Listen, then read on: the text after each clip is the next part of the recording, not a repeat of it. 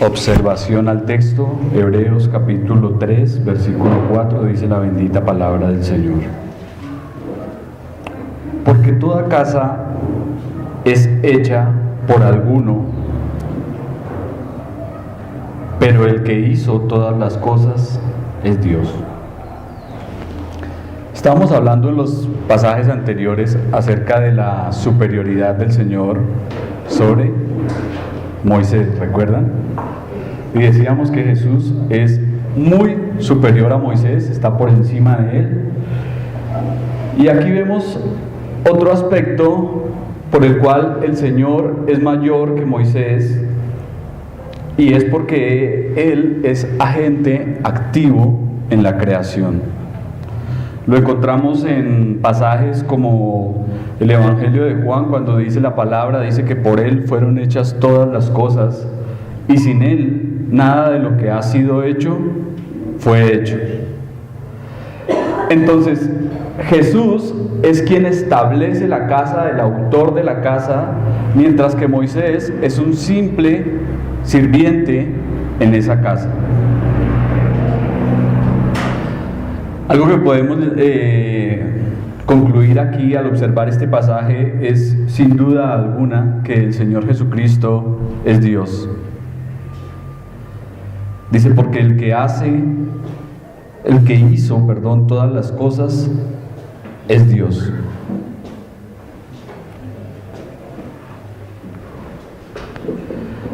Entonces, el Señor es el dueño de la casa, y vamos a ver más adelante que el contexto nos aclara quién es esta casa y a quién se está refiriendo el autor. Pero nos vamos a dar cuenta que se refiere a la iglesia, a su pueblo, en donde Jesús es el Rey, el Señor, y es que la iglesia no es de ningún pastor, la iglesia no es de ninguna denominación, no es de ningún hombre. La iglesia es propiedad exclusiva y única del Señor Jesucristo. Cuando Jesús dijo, sobre esta roca edificaré mi iglesia, podemos detenernos en esa palabra pequeña, mi, ese posesivo, y darnos cuenta que realmente la iglesia es solamente del Señor. Ahora, muchos hablan de iglesia en el Antiguo Testamento, pero nos damos cuenta también allí en este mismo pasaje que el Señor Jesucristo dice, edificaré. Y el verbo se encuentra en un tiempo futuro. ¿Sí? Es porque la iglesia no había sido edificada en el Antiguo Testamento. Porque la iglesia es una e Israel es otro. Y el Señor dice, edificaré mi iglesia, dando a entender que la iglesia es única y exclusivamente de su propiedad. En este tiempo en donde se proliferan y se levantan tantos grupos y cada quien aboga por su denominación, lo que sería bueno preguntar, y que se preguntasen estas personas a sí mismo, es: ¿soy y estoy en Cristo? ¿Soy de Cristo? ¿Estoy en Él? Eso era lo que deberían preguntar en vez de tanta contienda por denominaciones. Ahora debo aclarar aquí algo que considero bastante importante y que ya lo había mencionado anteriormente, y es que la iglesia es una e Israel es otro. Es verdad que aquí dice que Moisés hace parte de la casa de Dios, pero vamos a notar que tanto en el Antiguo como en el Nuevo Testamento todos los creyentes se identifican por algo, y es por su fe. Todos se identifican por su fe. Y vamos a mirar más adelante en el capítulo 11 de esta misma carta, en donde se menciona allí una serie de hombres que se destacaron por creerle a Dios. Ahora, también hay que tener en cuenta que a los creyentes se les llama hijos de Abraham. El apóstol Pablo lo hace en su epístola a los Gálatas. Pero recuerdan que hablábamos en una clase anterior que a Abraham le fue mostrada las estrellas del cielo y el polvo de la tierra, y decíamos que estas estrellas del cielo representan una simiente espiritual, mientras que el polvo de la tierra es una simiente física. Entonces ahí está la importancia en distinguir entre Israel y la iglesia para no tener conflictos en cuanto a lo que escatología se refiere. Versículo 5, capítulo 3 dice: y Moisés a la verdad fue fiel en toda la casa de Dios como siervo para testimonio de lo que se iba a decir. Dice que Moisés fue fiel como siervo, es decir que como un servidor él demostró fidelidad. Pero el Señor tiene una superioridad innata a la de Moisés, porque Él aparece como hijo sobre la familia. Ahora encontramos que el mismo Moisés testificó del Señor. En el Evangelio de Juan también aparecen las siguientes palabras dichas por el Señor Jesús. Dice: porque si creyeseis a Moisés, me creeríais a mí, porque de mí escribió él. Pero si no creéis a sus escritos, ¿cómo creeréis mis palabras? Entonces Moisés testificó acerca de Cristo. Y usted va a encontrar que en los primeros 5 libros de la Biblia hay una descripción por todas partes del Señor. Y después usted avanza por los libros históricos y se va a dar cuenta que allí también aparece Jesucristo. Y los salmos, mucho más. Los profetas menores, los profetas mayores. Llega usted, entra al Nuevo Testamento. Las Escrituras nos hablan ahí en el Nuevo Testamento de la llegada del Señor. Termina el Nuevo Testamento, el Apocalipsis, y encontramos también a Jesucristo. Desde el principio hasta el final de la revelación de Dios, siempre se muestra al Señor. Y siempre que estemos estudiando un pasaje en la Escritura, eso debe ser nuestro centro, nuestro punto, porque toda la Escritura tiene un alto contenido cristocéntrico y cristológico. Y como estudiosos de la Biblia, eso es lo que siempre debemos de buscar. Y además, también la verdadera exposición de la palabra debe darle siempre la gloria y la honra al Señor, ya que solamente Él es digno. Entonces, podemos pensar en Moisés, tenemos las sombras, tenemos los tipos, los cuadros, pero en el Señor Jesucristo tenemos la luz brillando a plenitud. Entonces, la advertencia que está haciendo aquí el autor de la carta contra los judaizantes y aquellos que querían regresar al judaísmo en ese entonces es que no lo hagan, porque realmente en el Señor está lo completo y lo perfecto. Actualmente me encuentro con muchos judaizantes, no sé si usted se los ha encontrado, pero yo sí me los he encontrado por todas partes. Y muchos de ellos insisten nuevamente en regresar a la ley, guardar el día de reposo, la ley para ellos, el Torá, y quieren volver otra vez a meterse bajo ese yugo de esclavitud. Quieren volver a estar bajo la ley de Moisés, pero son necios muy necios. Y muchos creen que con decir Bereshit, Bara, Elohim, Samayin eres, Adonai, Elohim, ya son muy espirituales, pero realmente todo aquel que rechaza a Jesús rechaza el testimonio del Padre y no cree en Dios y le hace mentiroso. Todo el que rechaza al Señor hace mentiroso a Dios. Entonces no puede existir ninguna persona que diga que cree en Dios y rechace a Jesús, porque Dios ha dado testimonio acerca de él. Versículo 6.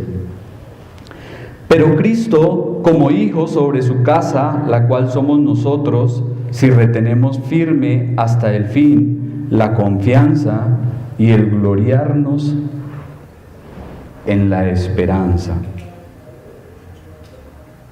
Entonces mire que aquí aparece el Señor fiel, no como siervo, sino como hijo. Jesús aparece fiel como hijo. Ahora, cuando hablamos de hijo, ¿recuerdan ustedes cuando estudiábamos el Evangelio de Mateo que esta palabra hijo de Dios nos habla de una igualdad con el Padre? ¿Sí lo recuerdan? Cuando el Señor fue llevado allí ante el sumo sacerdote y este hombre le dice: te conjuro por el Dios viviente que nos digas si eres tú el Cristo, el Hijo de Dios. ¿Cuál fue la respuesta del Señor? Tú lo has dicho. Y cuando este sumo sacerdote escucha esas palabras, rasga sus vestiduras, cosa que no debía ni podía hacer porque la ley no se lo permitía. Rasgó sus vestiduras y dijo ante todos los que estaban allí: no tenemos necesidad de más, ya todos habéis escuchado la blasfemia. ¿Pero por qué lo consideró blasfemia? Es la pregunta. ¿Por qué razón este sumo sacerdote consideró esto una gran blasfemia? Porque se hizo llamar que se estaba haciendo igual a Dios. Entendía que Jesús con sus palabras se estaba colocando en igualdad con Dios. Y por eso fue que se ofendió tanto. Y las palabras que le dice el Señor son más tremendas todavía.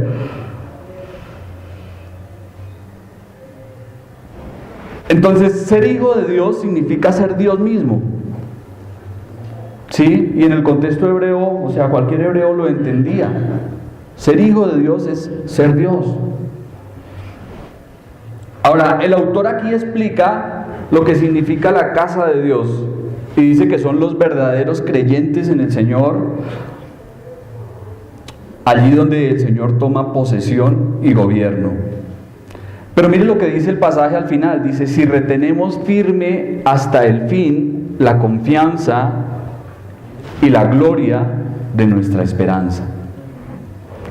Entonces, si tomáramos ese pasaje así como aislado del contexto, podríamos entender que la salvación depende de que nos mantengamos firmes y no de la obra consumada del Señor. Entonces, la salvación dependería de lo que nosotros podemos hacer y no de lo que el Señor Jesucristo ya ha hecho. Pero el verdadero sentido de este pasaje es que demostramos ser parte de esa casa cuando nos mantenemos firmes. La perseverancia es una prueba de la realidad. La iglesia permanecerá firme y sólida mientras que nosotros, como piedras vivas, estemos firmes. Siempre que los miembros estén fuertes, la edificación está fuerte. ¿Qué le ocurre a una casa o a un edificio en el que un ladrillito o una parte pequeña empieza a agrietarse. ¿Qué le ocurre a esta edificación?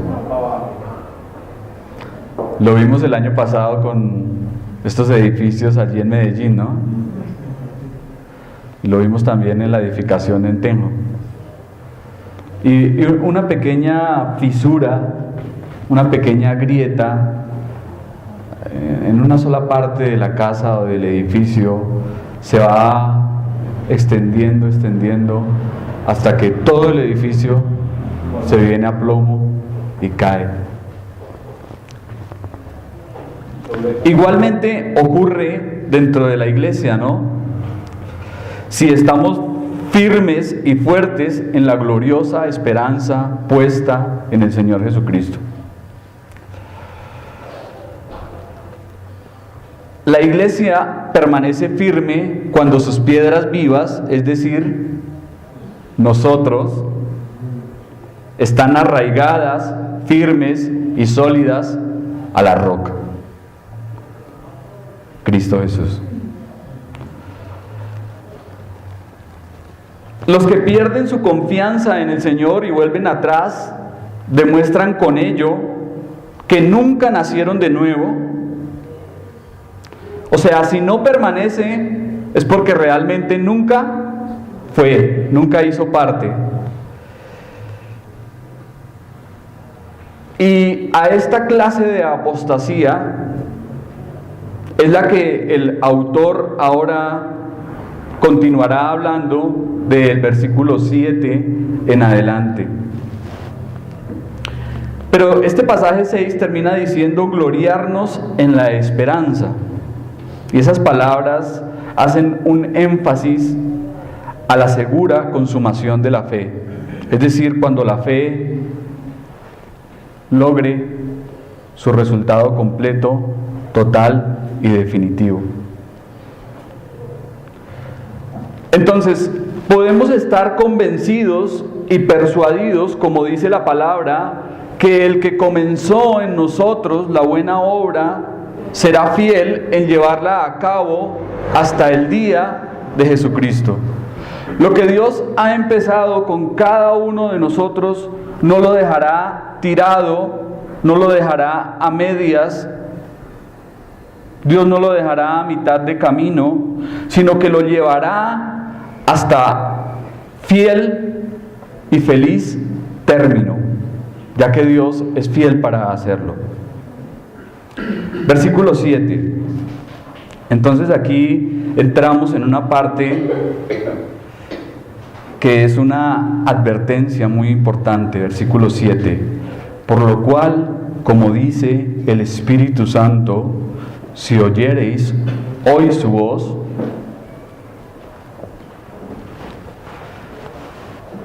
las primeras palabras que aparecen es por lo cual, y esas palabras indican como un cruce en una avenida.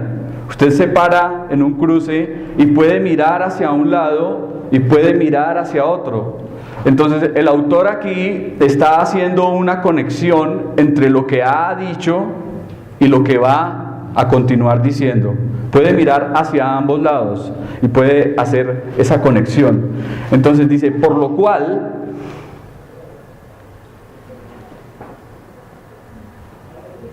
como dice el Espíritu Santo. ¿Sí se da cuenta que aquí la Biblia dice que el Espíritu Santo habla? Una fuerza activa no habla. Una fuerza no puede hablar. Una persona sí habla. Y aquí dice que el Espíritu Santo dice. Es porque Él es la tercera persona de la deidad y porque es persona. Y podemos ver que el mismo Espíritu Santo que inspiró para que se escribiese el Salmo, habló a través de ese Salmo en los días de David, en los días de los Salmos, habló por ese mismo Salmo en los días en que se escribió esta carta, pero continúa haciéndolo el día de hoy. El Espíritu Santo continúa hablando.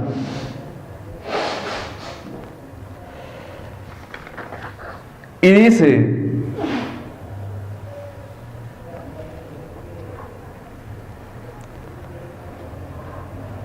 no endurezcáis, si oyereis hoy su voz, no endurezcáis vuestros corazones. Si oyereis hoy su voz. Entonces, como ya lo dije, el Espíritu Santo continúa hablando y la respuesta es: ¿qué hacemos nosotros frente a la voz de Dios? ¿Qué hacemos nosotros frente a las palabras del Señor? ¿Las escuchamos? ¿Obedecemos? ¿O dudamos? Y tratamos así a Dios de mentiroso. Los judíos en aquel tiempo tuvieron la oportunidad de escuchar. Ellos tuvieron esa oportunidad, pero sin embargo se negaron a hacerlo. Y recordemos también que lo que Dios nos ha hablado en estos postreros días ha sido mucho mayor a lo que habló en tiempos pasados por los profetas. ¿Recuerdan? Capítulo 1. En estos postreros días Dios nos ha hablado en Hijo. Entonces, si Jesús es mayor, si Jesús es más importante, ¿qué debemos hacer? Prestar más atención, escuchar mejor su mensaje y obedecerle. Porque si no lo hacemos, también las consecuencias serán mayores y más terribles. Versículo 8. No endurezcáis vuestros corazones como en la provocación, en el día de la tentación, en el desierto. Lo primero que dice aquí el autor es que tengamos cuidado de no endurecer el corazón. Ahora, ¿será que el corazón puede llegar a calcificarse a tal punto de convertirse como en una roca?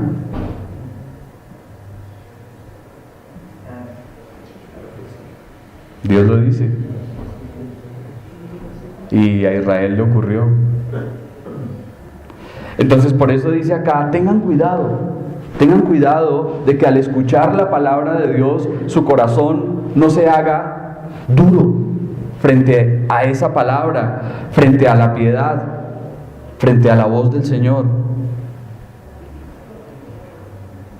Ahora, aquí la palabra corazón se emplea metafóricamente para referirse a la plenitud del ser. ¿Por qué? Porque el corazón es el centro de nuestra vida física, emocional y espiritual. Sí, el corazón es el motor. Por eso dice la palabra: sobre toda cosa guardada, guarda tu corazón, porque de él mana la vida. ¿Usted se ha puesto a pensar en eso? Guardar el corazón y encierra muchas cosas, hasta no meterle mucho colesterol, porque el día que deje de funcionar, hasta ahí llegamos, ¿no? Pero el corazón sí puede endurecerse como una piedra frente a la voz de Dios, y vamos a ver que esto le ocurrió a Israel. Dice: como en la provocación, en el día de la tentación en el desierto, donde me tentaron vuestros padres, me probaron y vieron mis obras 40 años. La historia del pueblo de Israel en el desierto es un penoso ejemplo que registra idolatría, incredulidad, rebelión, murmuración. Todo esto lo encontramos allí.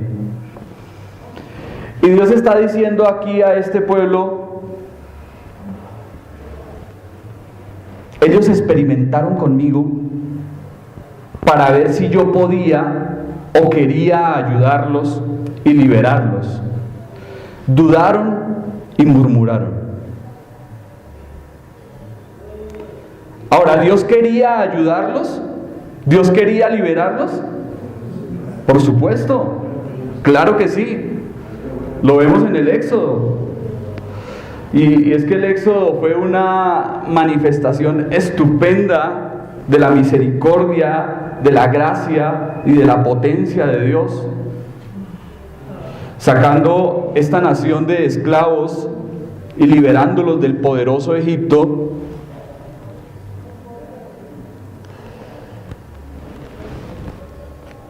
Introduciéndolos por el Mar Rojo, abriendo el mar y llevándolos al desierto. Era un trayecto bastante corto, de Egipto a la tierra que Dios los iba a llevar. Era un trayecto muy corto. ¿Ustedes saben cuánto tiempo tardaba ese viaje? Algunos estudiosos creen que el tiempo eran 12 días. 12 días de camino.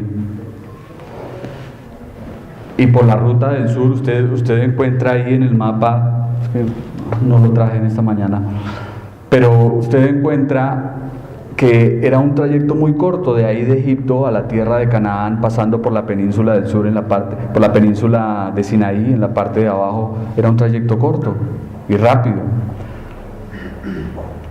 Pero sin embargo, a ellos les faltó fe, desafiaron la autoridad de Dios y se rebelaron.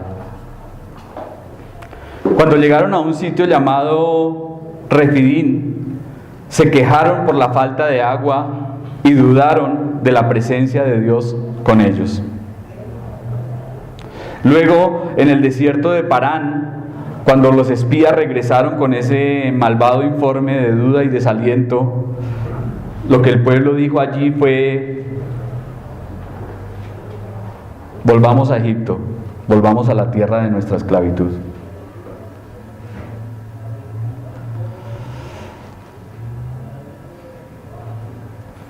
Entonces, cuando ya estaban cerca de la tierra, cuando ya la iban a entrar, la tenían demasiado cerca, se rebelan contra Dios. Y por cada día que los espías estuvieron allí en la tierra, 40 días que ellos estuvieron, al regresar, cada día se convierte en un año de vagar en el desierto. 40 días se convirtieron en 40 años. Y solo Josué y Caleb entraron en esta tierra porque tenían su mirada y su confianza puesta en Dios. 40 en la Biblia representa un periodo de prueba. Usted va a encontrar en cualquier contexto que siempre que se habla del número 40 es un periodo de prueba. ¿Recuerdan cuántos días caminó el profeta Elías para llegar a Horeb cuando huía de la reina Jezabel? 40. ¿Cuántos días estuvo Jesús antes de iniciar su ministerio público en ayuno? 40 días. Es un periodo de prueba. Pero entonces, volviendo aquí a lo que nos está trayendo en mente la palabra, es que Dios se indignó demasiado con esta gente. Dios se enardeció, por decirlo así, contra ellos, y dice que, vamos a ver más adelante, que Dios juró en su ira: no entrarán en mi reposo. Y aquellos hombres que salieron de Egipto, cuya edad era de 20 años o por encima de los 20, todos murieron en el desierto. Y Dios dijo: por causa de la rebeldía, por causa de la incredulidad, por causa de la murmuración, por no haberme creído, por dudar de mí y por desafiarme, van a quedar esos cuerpos allí en el desierto. ¿Y quiénes fueron los que entraron a la tierra?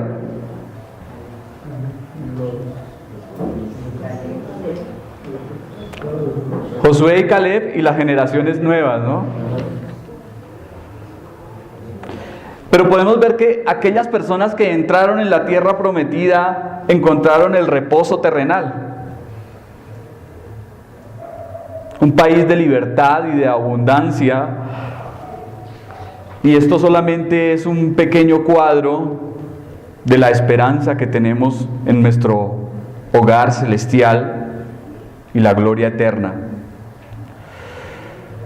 La nación de Israel es usada aquí para presentar una verdad o algunas verdades. Y es que, mire usted que los judíos eran esclavos en Egipto, así como los pecadores están en la esclavitud del mundo.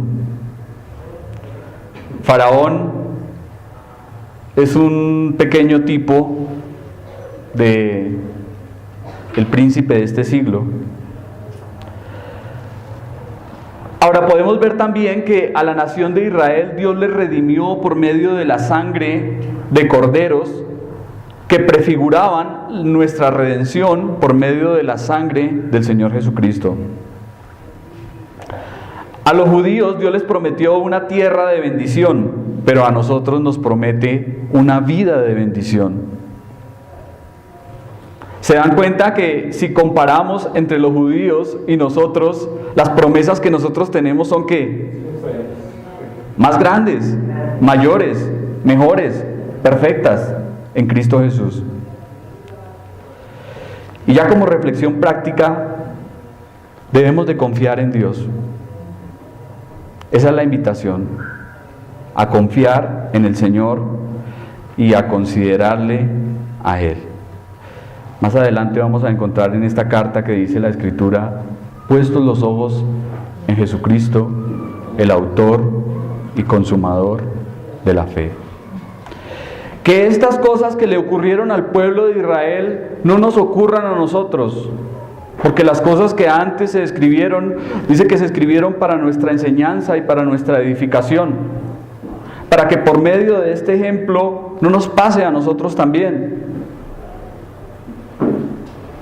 Vamos a mirar más adelante lo que quiere decir aquí acerca del reposo, y vamos a ver que aparecen varios reposos en este texto, en este capítulo 3. Y vamos a tratar de explicarlos cada uno de los reposos que se mencionan. Termino con estas palabras que las tomé del comentario del doctor Magui y nos invitan a considerar al Señor. Cuando la tormenta se desata con todo su furor, cuando la tempestad desgarra el cielo azul, cuando mis ojos con lágrimas se opacan, entonces mi alma considera al Señor.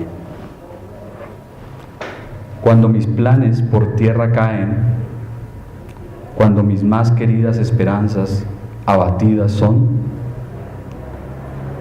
cuando cada fantasía insensata pasa, entonces mi alma considera al Señor.